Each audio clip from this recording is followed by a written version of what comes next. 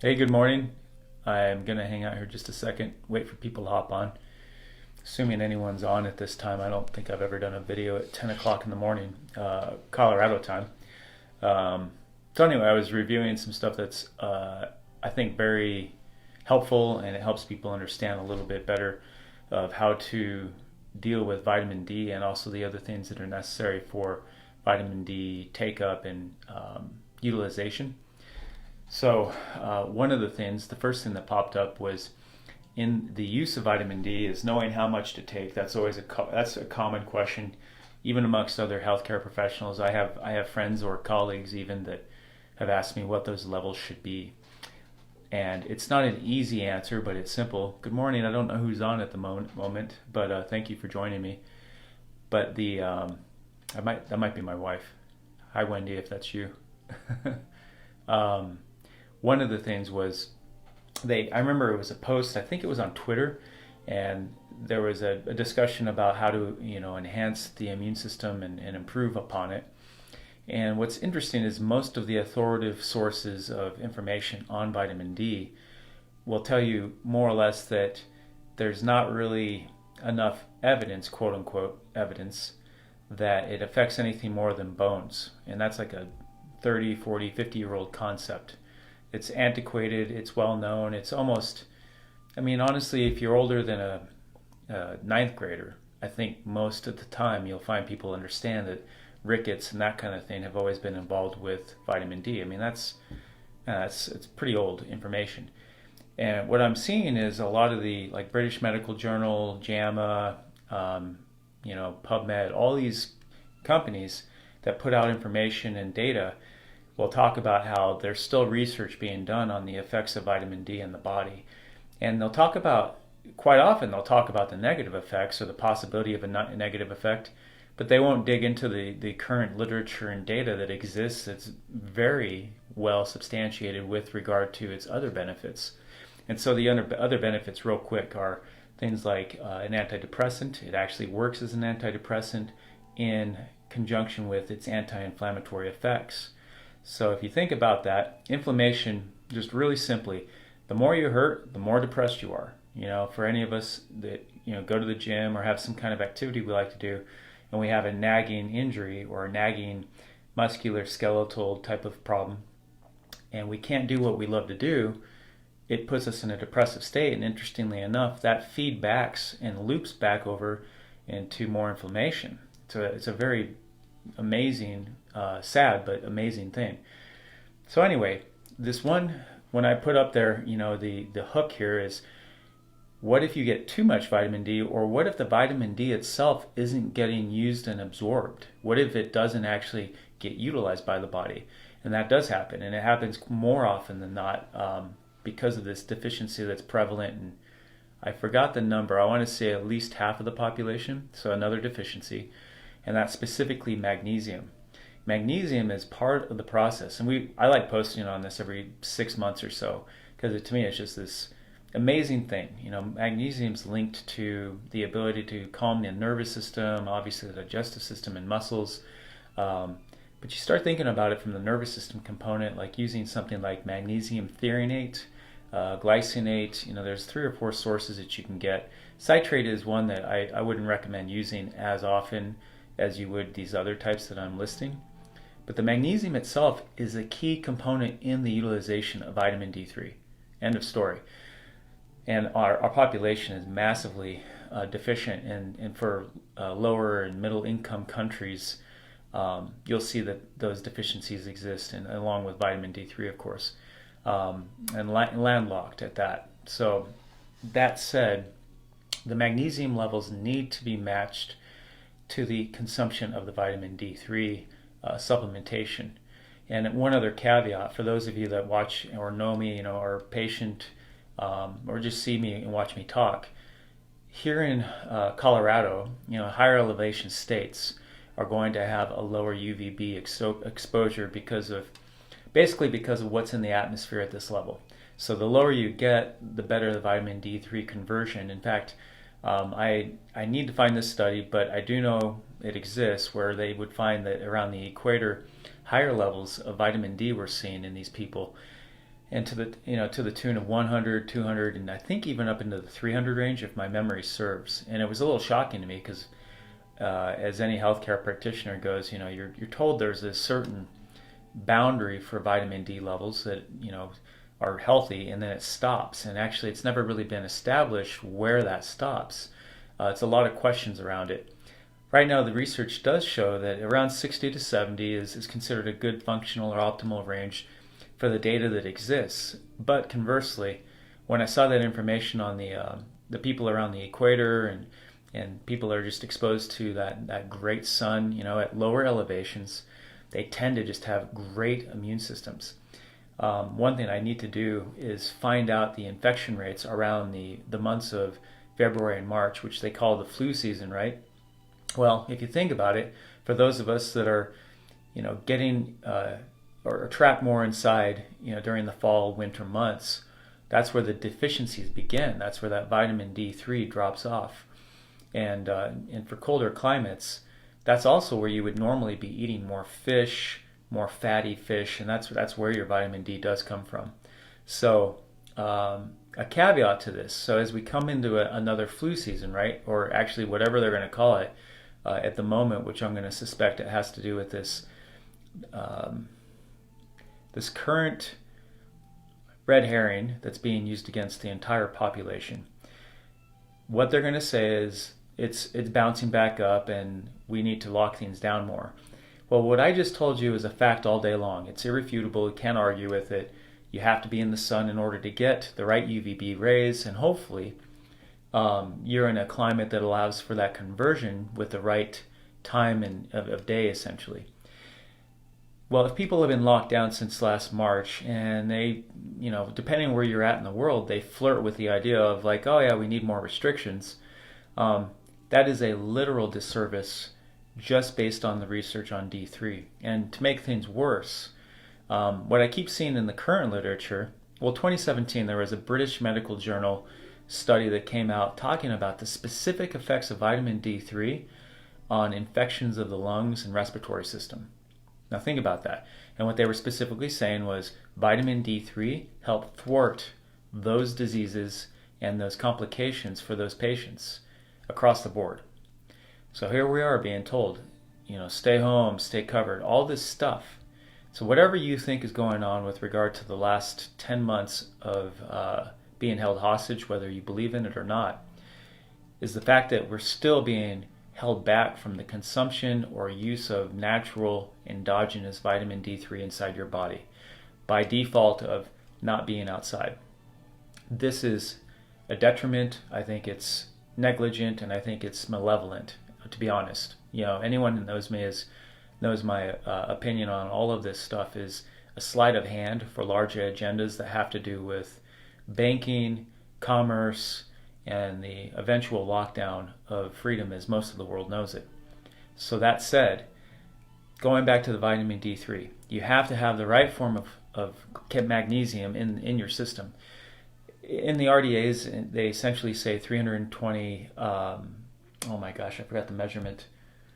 I'm going to say milligrams for females and then 420 for males. And that's their RDA. I really don't really care about the RDA too much.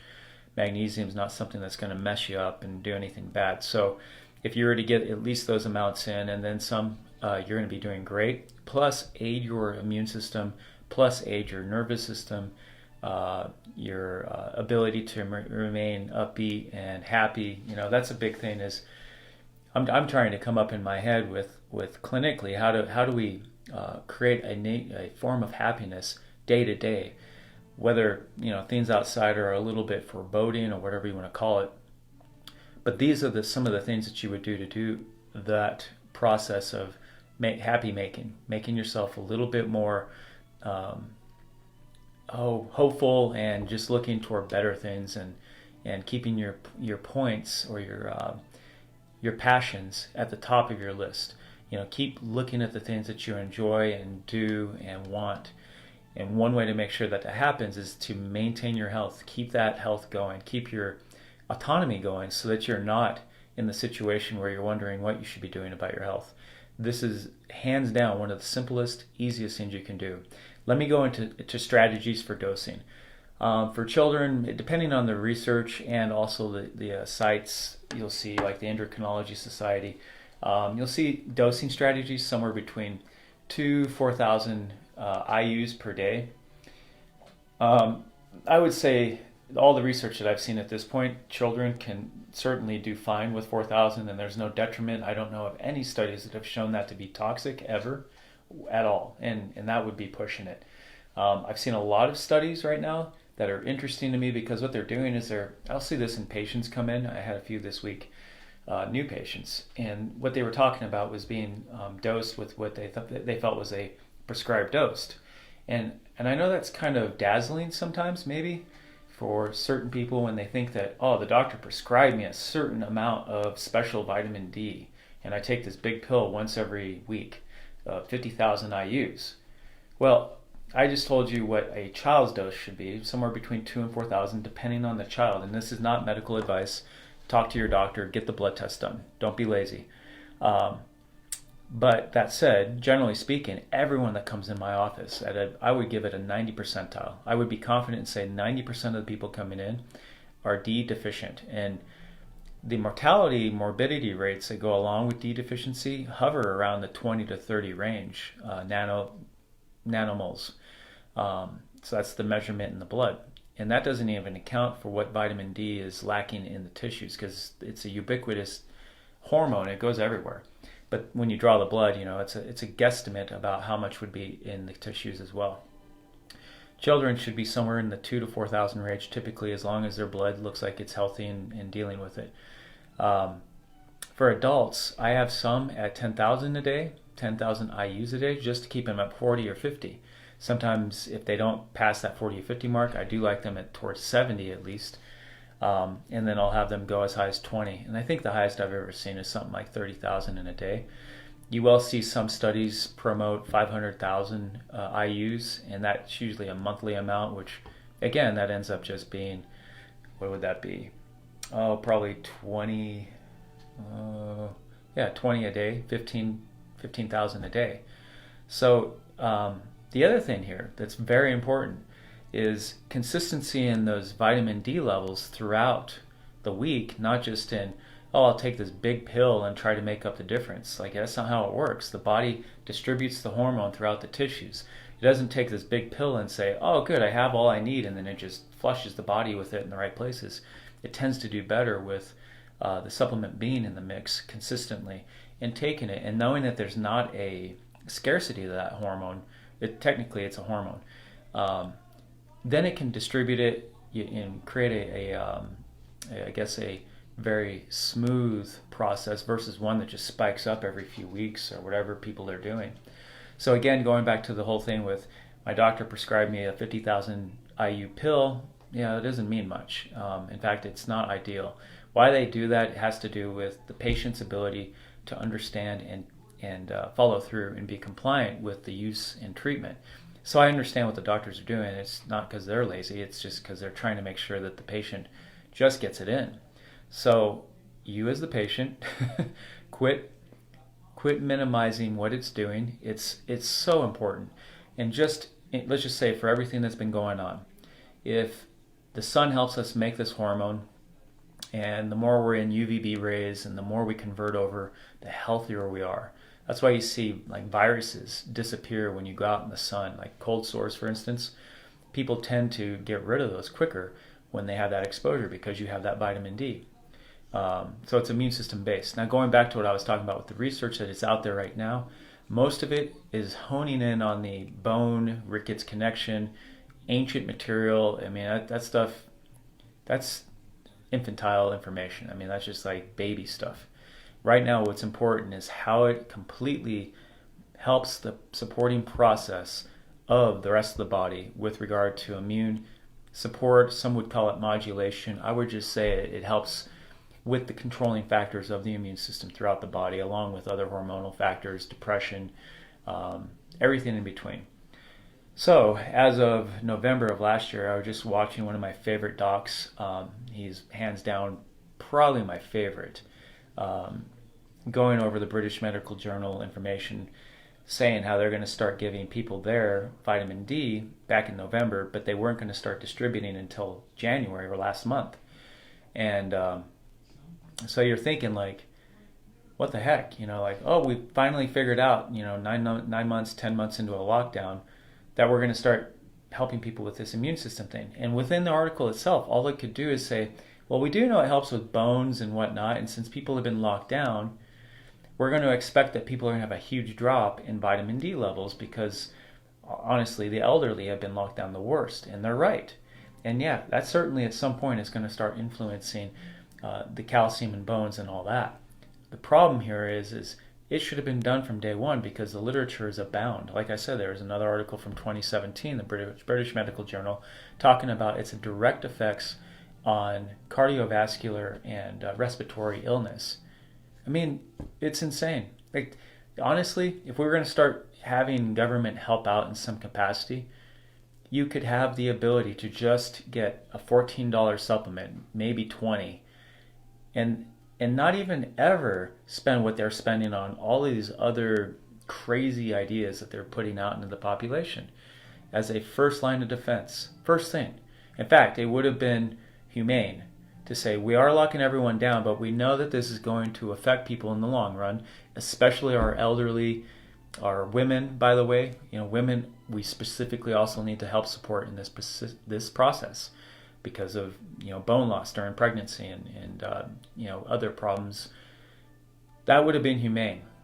Hi, Wong. I hope I'm saying that wrong. I'm very glad to be sharing with everyone here from the. Oh, I've got some guy here he's gonna have to be blocked.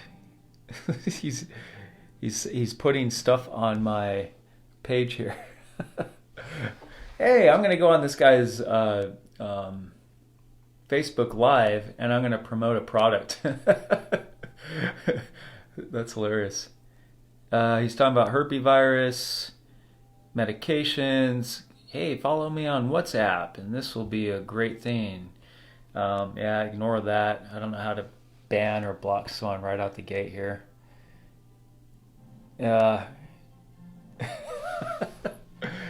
Some funny crap there. Anyway, what's up, Wong? Thanks for sharing, dude.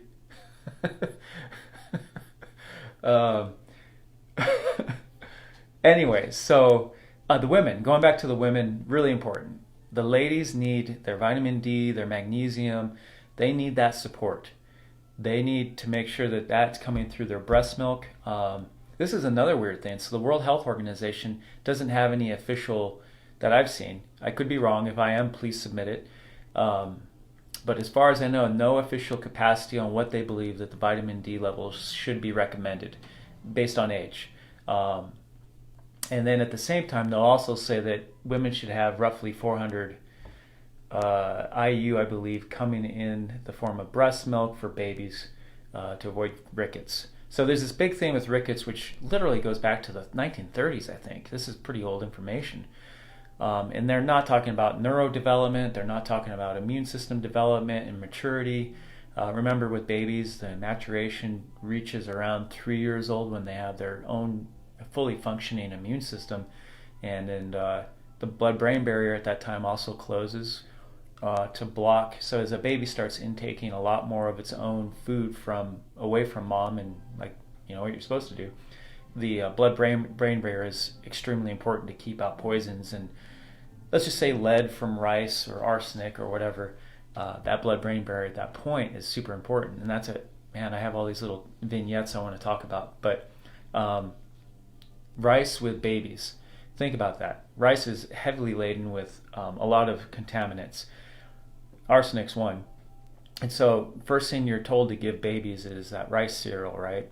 Don't do that, because we aren't living in the world that they had 70 years ago, where everything wasn't accumulated with a bunch of metals and byproducts and whatnot, let alone glyphosate and that stuff. So going back to the vitamin D, the beauty of this is let your family know. Share this video. I always forget to say, hey, if you like my content, share it, like it, whatever. But please just make sure that if someone sees it, that they're going to get it, utilize it. For people that are like, oh yeah, I just give me a pill and I'm good to go. Don't tell me anything else. Don't waste your time. Um, but if you know it's someone out there that's got a different way to look at things and they're a little outside the box as far as how they want to do things and it's not as conventional, hopefully this information is inspiring and gets them to the place they want to be with their health. So that said, the D3, get that in with magnesium. Start taking magnesium in the form of glycinate. I love the form of threonate as well. Or there's one, it's funny, one company I found, it's not through any of the companies I use in my office clinically. They have a blend of magnesium from a company called MagTech. I found it at Sprouts. Relatively little more on the costly side, but it's totally worth it. To me, supplements aren't supplements, they're food. Just you have to make that transition. Like fish oil is not a supplement, it's a necessity. Cod liver oil, by the way, is a great source of D. So start taking it in. That's why I was saying fish, fatty fishes, and don't like I just saw a recommendation that said low consumption of fatty fishes. I'm not sure if that has something to do with the conventional wisdom that's wrong about fatty acids and fat content, or if it has something to do with avoiding mercury content and metal content. That said, you're going to have to figure it out, but still, eat your fish. If I could eat fish 3 or 4 times a day, that's what I would eat, with the caveat understanding that I didn't want the poison in it. So again, cod liver oil. Another thing, this is interesting, one of my other favorite doctors, Carrie Jones, she started getting into cod liver oil for the treatment of hair loss, eyelashes, and that kind of stuff. And there's a small conglomerate of women that I've seen, and there's a lady, I forget the name of the business, that deals with that specifically and how to enhance the hair on the body, on the face, and one of them was using that. And then I watched a synopsis. I didn't understand how it worked. I wanted to know, is it a hormone thing where the fats are provided and you have what you need? And what it looks like to me is, one is that there's a process where you put it on your eyelashes and it plumps the eyelashes. And I'm assuming the fat content of the cod liver oil, maybe this could be done with olive oil, I don't even know, but I think that's part of it, where it absorbs maybe the fat from the cod liver oil. And I think it's scentless and whatnot, so it sounds gross, but the people talking about it I trust implicitly with regard to the health information they give out. So that's another thing to pay attention to. Vitamin D3, cod liver oil. For adult males, 5,000 IUs has been shown to be safe almost across the board. You can buy that amount in almost any store. Actually, I have a video on this. I walked through Whole Foods, showed a handful of supplements that I thought were pretty good. Again, I'm not, I make money off of supplementation to a point, but I'm also happy to see people just find the right stuff. So whether I have it or you find it elsewhere, great. Just get your butt healthy. So the mixes of A, D, K are actually some of my favorite, and you'll see those in varying amounts. Usually the D amount is no less than 2,000 per pill. And some of the better companies, Bulletproof had one that was 5,000 per pill, plus the A and K component to that. And the ratios are usually pretty consistent. So awesome stuff. So going back to what's going on at the moment as we embrace or embark upon a new fall season, flu season, and being told, oh, this is all the corona or whatever. All right, well, we're in 2020, and I don't know how many eons the human race has been here, but in my lifetime, certainly, there's ways to take care of yourself, and it doesn't have to do with living a better life through a chemical approach. Start with the basics, right? Always keep it simple, stupid, and you'll build a better immune system. So for women, I honestly, you guys, go out there and get your blood tested. Find out what your vitamin D3 is. Get those levels between 60 and 70. Another caveat there is you'll see lab differences. Some labs, I saw a lab from Cheyenne that said that 50 was high end. That's insane. That's flat out on its face wrong. The science doesn't support that anywhere that I can find. And I don't want to sound zealot, but that's just idiocy to me. It has to do with how often people get sick and how often they die with low levels. And at around less than 30, you see much higher rates of death, especially in other countries. So, hey Tiff, how are you doing? Good to see you. Um, so anyway, find out what your lab says. The data also says that even over 100, they're having a hard time understanding at what point is it toxic. And a lot of those toxic studies, which I've mentioned a lot in the past, has to do with stuff that happened in Eastern Europe, I believe in the 30s and 40s. And somebody had screwed up the dosing in the supplementation. And so I think it was like, let's say it was 100 IU of vitamin D. They ended up talking about it, I think, being as high as 10,000. So if it was 100, the amount was actually 10,000, which basically what that'll do is keep calcium in the body, and then it ends up destroying the kidneys and bad things happen. Going back to what I was saying about magnesium, that was another side note vignette. The magnesium helps that from happening. So you don't have this excessive vitamin D supplementation going on, and the patient isn't holding on to the magnesium or getting it, and then the calcium becomes a problem in those patients. That is where you want to pay attention to that magnesium, calcium, and vitamin D balance, is making sure that they're not, I've seen patients come in, I think, at 20 to 30,000 IUs per day. And so that would be 800,000 IUs a month, almost a million. There's a problem with that. There's something missing. There is also a process of which vitamin D itself has a hard time connecting with the receptor sites in the cells of our body. And it's almost like insulin resistance or diabetes, where if that's actually going on in diabetes, it's assumed most of the time that the insulin isn't connecting to the cells. The receptor sites are just beat up and over the top. They're not taken on they're not catching it like a catcher's mitt, a baseball. Like, it's worn out and they can't deal with the insulin. Well, that tends to be a block in autoimmune patients as well. I see that quite a bit, where I will have them on 10,000 per day and they go up maybe 10 points. So they're at 30, they might go to 40. That's when I really start considering the magnesium and make sure those levels are permanently at a higher level. So anyway, please share. If you like this, thumbs up it. Thank you for everyone that's there. Tiff, good to see you. Wong, get the hell off my frickin' page, you jackass. And I hope you guys have a great weekend. Bye.